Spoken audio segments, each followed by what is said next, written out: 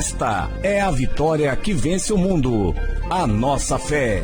Com este versículo como tema, o grupo de oração Cordeiro da Paz quer neste ano de 2013 te convidar a renovar sua fé em Jesus Cristo. O Espírito de Deus está neste lugar. Você pode ser renovado pelo Ministério de Acolhida. O Espírito de Deus está neste lugar. Ministério de Comunicação Social. O Espírito de Deus se move neste lugar. Ministério de Intercessão. Solar está aqui para libertar. Ministério de Música. Para guiar, o Espírito de Deus está aqui. Ou pelo Ministério de Pregação. Toca minha mente e meu coração, enche minha vida do teu amor. Todos nós da Renovação Carismática Católica de Mato Grosso queremos compartilhar o amor de Deus e o Espírito Santo com você. O Espírito de Deus está neste lugar. Grupo de Oração Cordeiro da Paz. Esta é a vitória que vence o mundo. A nossa fé. O Espírito.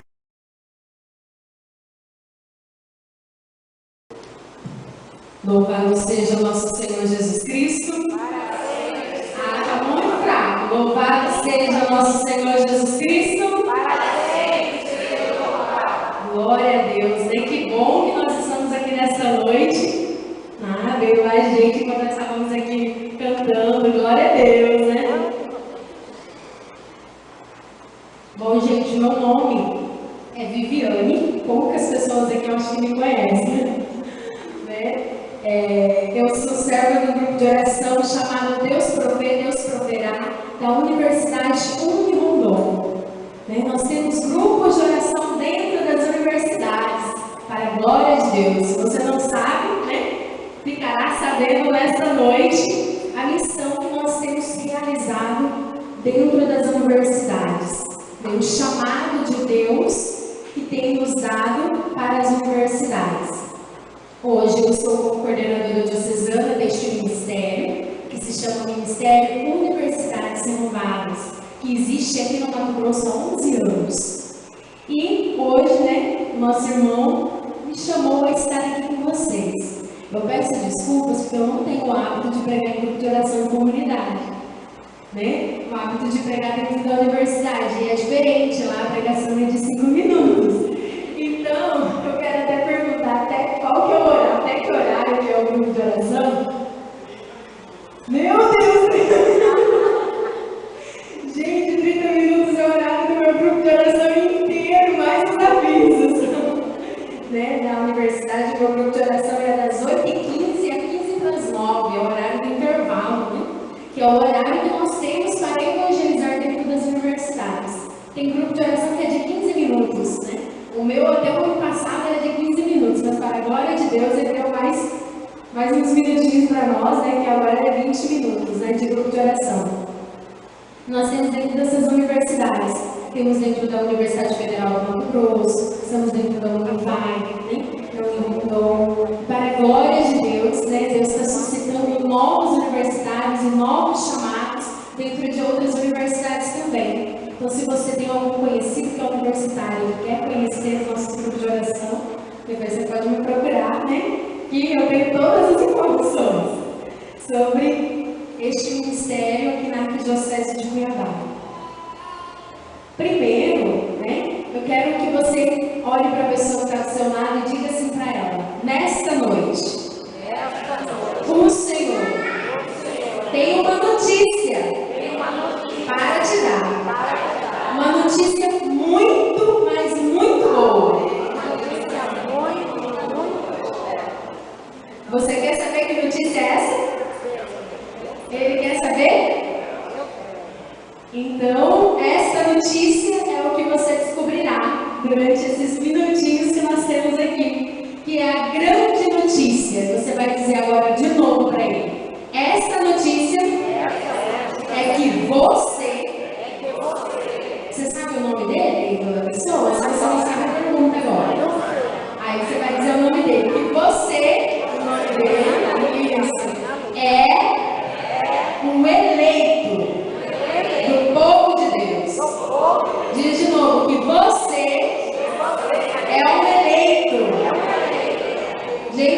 convencer.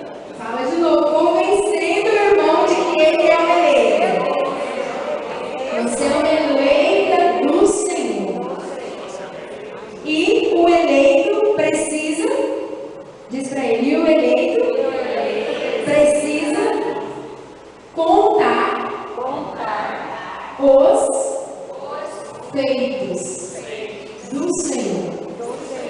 Então, se você é um eleito, você como eleito, nessa noite você precisa tomar posse. Eu sou um eleito. Agora você vai dizer para você, vai dizer o seu nome. Eu, Viviane, sou uma eleita do Senhor. Eu, Senhor, sou sua eleita. E quero testemunhar o seu amor. Amém? Então eu convido você a já pegar a sua palavra em Isaías 43, famoso Isaías 43, que todos nós conhecemos, já lemos 500 vezes, né? Este capítulo de Isaías 43, que nos traz algo maravilhoso. Se você depois quiser pegar o começo dele, não, o começo dele não é o que nós vamos falar nessa noite, mas você vai se lembrar dessa palavra, porque é aquela que diz assim: você és precioso aos meus olhos, por você eu entreguei tudo, e por você eu entregarei tudo, porque você é precioso. Essa palavra vai dizer exatamente isso. Se você depois quiser meditar na sua casa, para escutar como que Deus é um Deus apaixonado, você vai pegar essa palavra. E se você continuar depois nos capítulos seguintes, você vai encontrar uma que para mim assim, é maravilhosa, que diz assim, que Deus é um Deus apaixonado e que é capaz de mover montanhas por você. Se você continuar lendo nos outros capítulos de Isaías. Mas eu convido você a pegar a partir do versículo 10. Vamos juntos? Versículo 10. Vós sois minhas testemunhas, diz o Senhor, e meus servos que eu escolhi, a fim de que me reconheça e que me acreditem, e que se compreenda que eu sou. Nenhum Deus foi formado antes de mim, e não haverá outros depois de mim. Sou eu, Senhor. Não há outro Salvador a não ser eu. Fui eu quem predisse e salvei, e não um Deus estranho entre vós. Vós sois minhas testemunhas, diz o Senhor. Eu sou o seu Deus, Deus de toda a eternidade. Ninguém poderia escapar de minha mão. Quando executo, quem poderá destruir minha obra? Eis o que diz o Senhor, vosso Redentor, o Santo de Israel. Por vossa causa envio a Babilônia, a fim de fazer cair os ferrolhos dos cárceres, e os caldeus se lamentarão em altos brados. Eu sou o Senhor, vosso Santo, Criador de Israel, vosso Rei. Eis o que diz o Senhor, que abriu uma passagem através do mar, um caminho em meio às ondas, que pôs em campos carros e cavalos, a tropa de soldados e chefes. Eles cairão, então, para nunca mais se levantarem. Extinguirão-se como um pavio de vela. Não vos lembreis mais dos acontecimentos de outrora. Não recordeis mais as coisas antigas. Porque eis que vou fazer obra nova, a qual já surge, não a vedes? Vou abrir uma via pelo deserto e fazer correr arroios pelo estepe. Os animais selvagens me darão glória, os chacais e os avestruzes, pois terei feito jorrar no deserto e correr arroios na estepe, para saciar a sede de meu povo, meu eleito, o povo que formei para mim, e contará os meus feitos. Palavra do Senhor. Graças a Deus mesmo, né, por essa palavra. Se você for pegar toda ela, você vai ver o quanto que é mesmo história de amor que o Senhor disse a este povo. Porque se nós pensarmos a imaginar como era este povo neste tempo, neste livro de Isaías, ele faz por 3 coisas que este povo passou. Ele diz que passa desde o início, no primeiro capítulo, ele vai dizer sobre a invasão dos assírios, quando eles passaram pela guerra. Ele vai falar sobre o exílio da Babilônia. E ele vai falar da restauração do seu povo. Ou seja, quando isso aconteceu, quando ele disse essas palavras, provavelmente eles estariam vivendo algo muito difícil, não é mesmo? Eles estavam vivendo o exílio na Babilônia, já teriam sido passados por tantas coisas, exércitos e guerras, e o Senhor veio dizer a eles para exortar que eles eram o povo eleito, que era aquele povo, ainda que ele havia chamado com Moisés, que era aquele povo que adentrava a terra prometida. Este mesmo povo que Deus havia dado a profecia, a promessa de que eles seriam um povo numeroso, era este mesmo povo, e que com certeza estava sofrendo muito, e que com certeza talvez estivesse passando por questões de não acreditar mais naquele Deus que eles pregavam. E aí então, de repente, surge este momento, vamos dizer assim, essa palavra para transformar aquele momento que eles estavam vivendo. E tem aqui no versículo 11 que o Senhor diz algo muito interessante, e ele diz assim: sou eu, Senhor, e não há outro Salvador que não seja eu.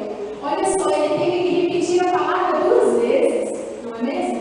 Ou seja, poderia-se dizer que talvez eles não estivessem entendendo muito bem, né? Porque quando a gente repete, é sinal de que, olha, você precisa prestar mais atenção no que eu estou falando, não é isso? Então ele disse: sou eu, escuta, eu estou falando. Eu sou o único Deus, eu sou o único Salvador.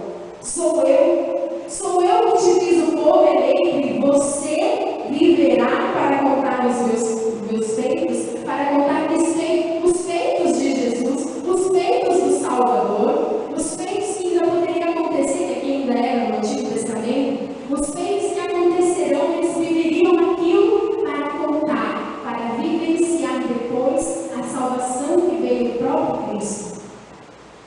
Então, é por isso que nós somos este povo, que você faz parte deste povo.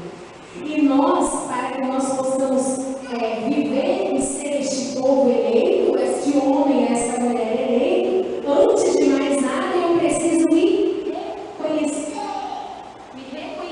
como eleito do Senhor. Eu preciso me reconhecer que eu sou eleito.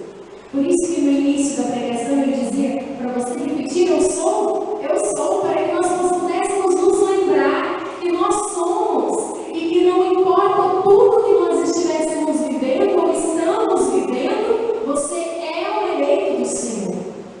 Eu não sei qual é o motivo que te traz hoje a estar aqui nessa noite, neste grupo de oração. Não sei qual foi a desculpa que o Senhor usou para te trazer nesta noite, mas nesta noite Ele te trouxe aqui para dizer ao seu coração, se você já tinha se esquecido, que você é um eleito dele e que Ele te ama de todo o coração. E que Ele precisa habitar verdadeiramente dentro do seu coração. E quando nós temos o coração cheio de Deus, nós podemos então viver algo muito importante, que é o que o Senhor veio nos chamar nessa noite: a testemunhar o Salvador. Por quê? Nós sabemos de toda a história, não é mesmo? De tudo aquilo que Jesus viveu para salvar-nos, para nos tirar do pecado, para nos devolver a vida, dele ter morrido na cruz, dele ter vivido tudo isso que ele viveu por amor a mim e a você. E quando ele nos enviou o seu Paráclito, e quando ele se foi para junto de Deus, ele não nos deixou sozinhos, mas ele nos deixou uma missão de testemunhar a vitória, testemunhar a salvação que vem de Deus.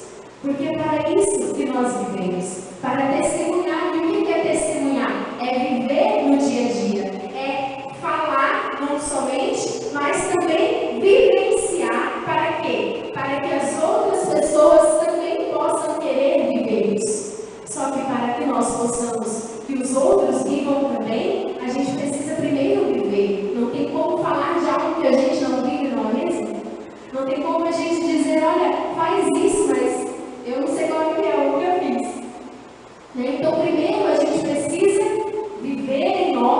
e a partir do viver em nós, viver no outro também. Quando eu preparava essa palavra, eu me lembrei que eu estou lendo esse mês a encíclica Fé, sobre a fé, né, do ano da fé, e eu estava refletindo sobre um capítulo dessa encíclica, e aí o Senhor me dizia exatamente, confirmando mesmo essa noção de Jesus Salvador. Eu até trouxe a encíclica para vocês verem, né? E eu leio um pedacinho dela para que nós possamos entender o que é viver e testemunhar Jesus. Por quê? Porque, infelizmente, às vezes, no nosso meio, na nossa vida, nós testemunhamos algo que não é de Deus. Quando que nós fazemos isso? Quando nós queremos viver as coisas que Deus nos dá por nós mesmos. Quando nós tiramos Jesus do centro da nossa vida. E às vezes a gente faz isso, até involuntariamente. Às vezes, olha, nós somos cristãos católicos, estamos na igreja todo domingo, comungamos, jejuamos, fazemos penitência, não é isso? Mas mesmo assim, nós somos humanos e nós somos pecadores e nós caímos muitas vezes nessa questão do orgulho de achar, olha, eu posso fazer isso. E às vezes nós nos esquecemos que quem faz é Deus. E aí, com o passar do tempo, vai passando, e nós, no final das contas, temos a consciência de que foi nós que fizemos, e que não foi Deus que fez. Né? Deus não precisou agir em nada, não fui eu que fiz. Nós temos, às vezes, isso. Eu digo isso porque dentro da universidade a gente vive isso, né? De estudar, de, olha, eu preciso me alcançar notas, tirar 110, passar na universidade, ser uma profissional. Hoje eu já sou profissional há 2 semanas. Eu me formei, eu sou enfermeira, com a graça de Deus, né? Mas o quê? Durante todo esse tempo eu tive muito medo disso, né? De estar buscando uma formação e aí no final eu pensei, não, eu fiz tudo isso sozinha, né? Eu não precisei de ninguém e eu precisava e preciso sempre testemunhar o Cristo Salvador. Então, diz o seguinte aqui na encíclica: é precisamente aqui que se situa o centro do cerne da polêmica do apóstolo com os fariseus. O discurso sobre a salvação pela fé ou pelas obras da lei. Aquilo que São Paulo rejeita é a atitude de quem quer justificar a si mesmo diante de Deus, através das próprias obras. Esta pessoa, mesmo quando obedece aos mandamentos, mesmo quando realiza obras boas, coloca-se a si próprio no centro e não reconhece que a origem do bem é Deus. Quem atua assim, quem quer ser fonte da sua própria justiça, depressa a vê exaurir-se e descobre que não pode sequer aguentar-se a si mesmo na fidelidade à lei, pois fecha-se, isolando-se do Senhor e dos outros, e por isso a sua vida torna-se vã, as suas obras tornam-se estéreis, como árvores longe da água. Assim se exprime Santo Agostinho com a sua linguagem concisa e diz: não te afaste daquele que te fez, nem mesmo para encontrar a ti mesmo. Quando o homem pensa que, afastando-se de Deus, encontrar-se a si mesmo, a sua existência fracassa. Olha que lindo, né? Que o Papa nos fala aqui nessa encíclica.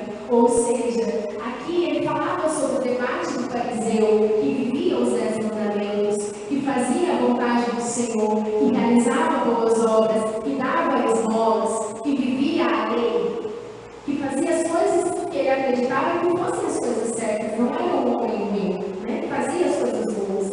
Mas faltava-se uma coisa: não era Deus o centro das suas coisas, não era Deus que era o centro da sua vida, das suas obras e das coisas. E o que acontece quando isso acontece com nós mesmos? Exatamente diz aqui: nós nos isolamos.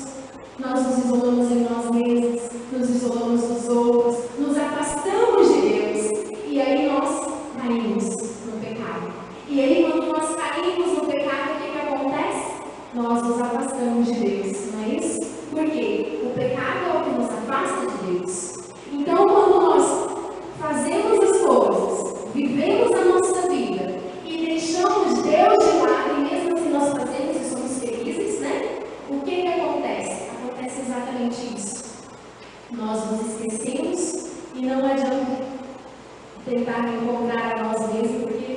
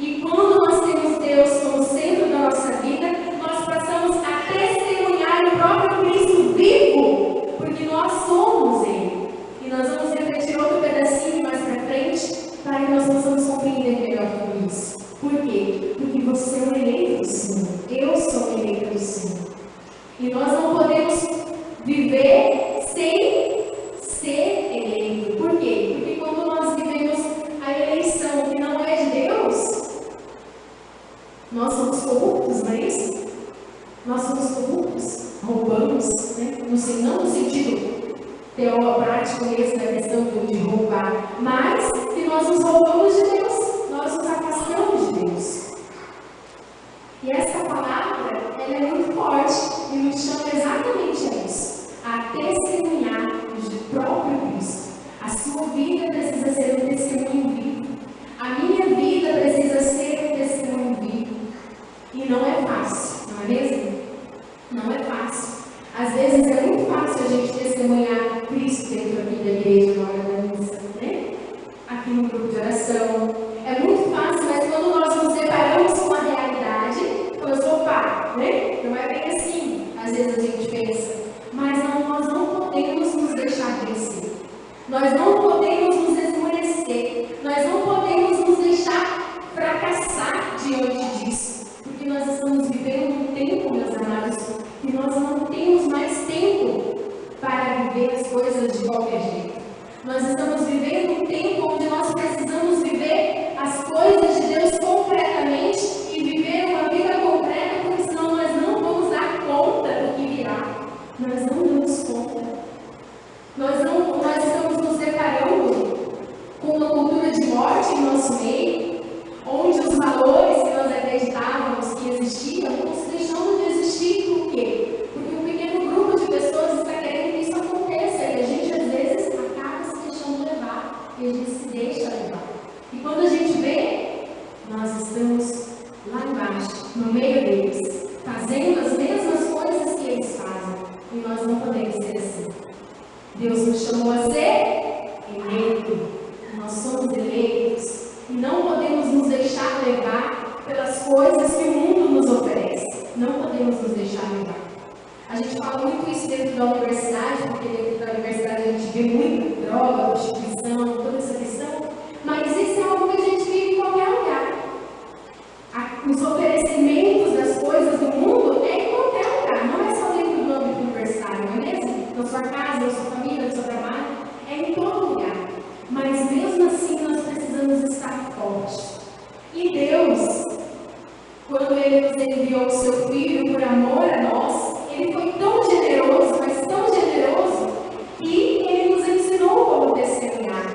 E é o que nós vamos falar agora. Como, Viviane, que eu vou fazer tudo isso que você está me dizendo, né? Como que eu vou testemunhar? O que eu preciso ter para ser o eleito de Deus? O que eu preciso ter na minha vida? O que eu preciso ter no meu dia a dia, concretamente, para que eu possa ser um eleito que testemunha a salvação? Na mesma encíclica, no número 20, nós teremos a resposta. É aqui que se situa a ação própria do Espírito Santo. O cristão pode ter os olhos de Jesus, os seus sentimentos, a sua predisposição filial, porque ele é feito participante do seu amor, que é o Espírito. É neste amor que se recebe de algum modo a visão própria de Jesus. Fora dessa conformação no amor, fora da presença do Espírito que o infunde em nossos corações, é impossível confessar Jesus como Salvador. Ou seja, só tem um jeito de nós testemunharmos Jesus como Salvador. Primeiro, nós precisamos estar com o coração aberto, nós precisamos querer, porque Ele não vai fazer as coisas de qualquer jeito nos obrigando, não é mesmo? Ele é tranquilo, Ele bate a porta e espera você abrir. Nós precisamos primeiro querer, ter o desejo. E cuidado quando nós falamos no desejo e no querer. Por quê? Porque às vezes nós pensamos que o desejo e o querer que Deus age em nós precisa ser somente um sentimento. Eu preciso sentir e querer que isso aconteça. Não. Deus nos deu algo que é precioso, Deus nos deu a razão, a cabeça, para que nós possamos decidir. Ele nos deu a razão para que a razão pudesse